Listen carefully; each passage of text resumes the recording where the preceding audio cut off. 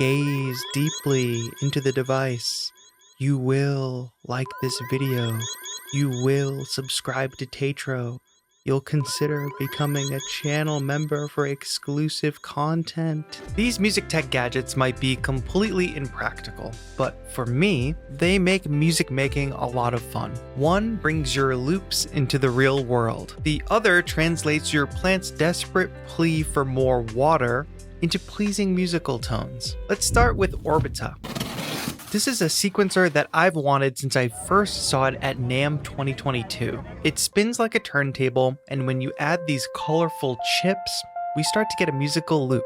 The different colors represent different tones, and a note is triggered when it passes the sensor. Each ring represents a different octave.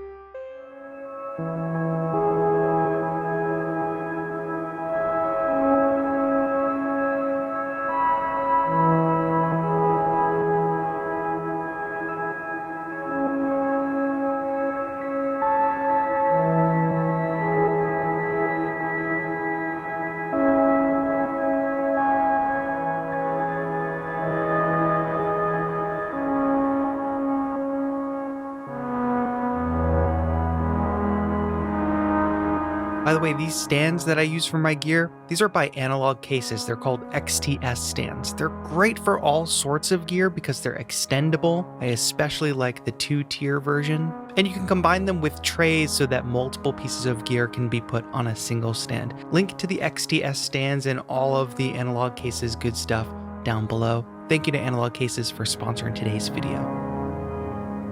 What excites me the most about Orbita is the connection of electronic music instruments to the real physical world. Changing the loop requires you to physically move chips on the board or change the speed slower or faster of the turntable. Now, there are so many more practical sequencers out there compared to Orbita, but when I first posted a video using Orbita, so many people recommended an app called Harmony Bloom, which is also a plugin, but it works off the same circular spinning concept. I downloaded the app for iPad, it was only $10, and I started sequencing my Mini Freak.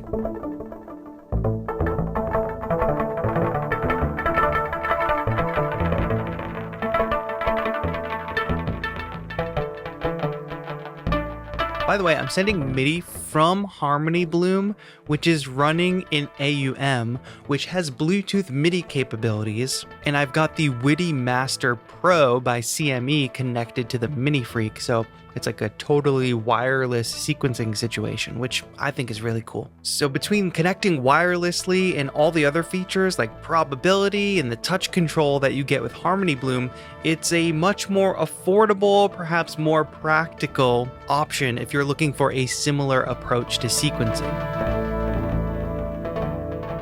But I still love the real-world connection of the Orbita. A probability feature would have been great, but for now, we've got the ability to record essentially each ring's mute state, as well as any speed changes, so there are ways to add variations to what would otherwise be just a very repetitive loop. But don't get me wrong, at the end of the day, I am not using a tool like this to write music in traditional ways. That doesn't make any sense. I'm more so trying to use it to enjoy a more experimental process of music making. The end results ultimately become like sample material to manipulate or chop, like in these beats.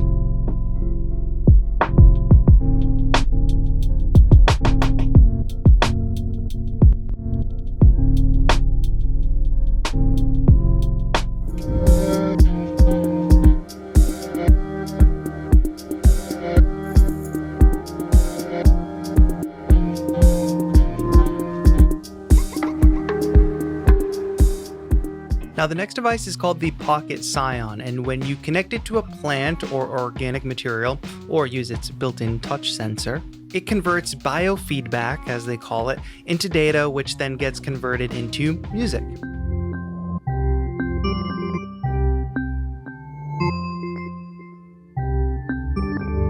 Now, as far as I understand it, biofeedback is referring to tiny changes in how easily electricity flows through organic material. Those little changes in electrical resistance get converted into data, which then gets translated to music.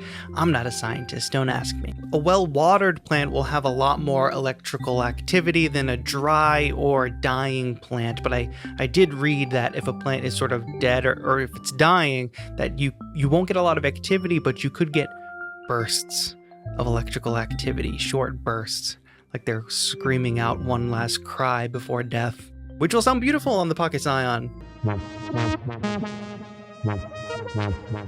the plant is not secretly singing these notes or anything like that. It just comes down to how the data is converted into music. But I think Instro and modern biology have really nailed that sort of data conversion, which you can also take a bit of control of with the editor on the computer. Most immediately appealing to me was being able to send multi-channel MIDI out from the Pocket Scion. So the different data streams get split 4 ways, which you can route to 4 different sounds in, say, a DAW.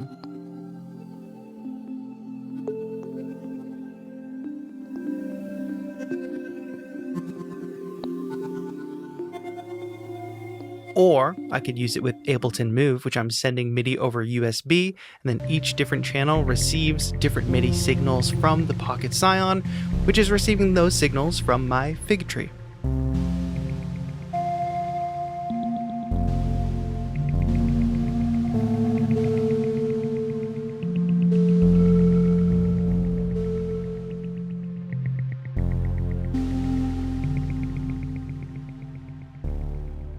Now, I started this channel out of a love for music tech, and part of that has been exploring really practical music making tools, which have over time become more accessible and more affordable. But these are creative tools after all, so I hope we'll continue to see this trend of more creative and innovative ways of interfacing with music.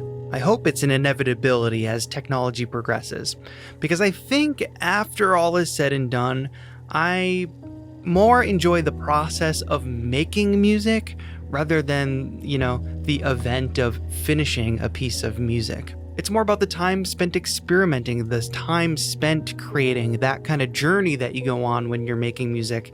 It's a weird tension, but I do think a love of the process is kind of required for any sustainable life pursuing any art form. Let me know what you think about the music tech we checked out today. If you have any other devices or apps that I should check out, definitely suggest them down in the description. Thank you again to Analog Cases. If y'all need a cool stand or a case for your gear, definitely check out the link in the description. Shout out to my channel members. That's all for now. Thank you all so much for watching. This has been TAETRO. Have a good one.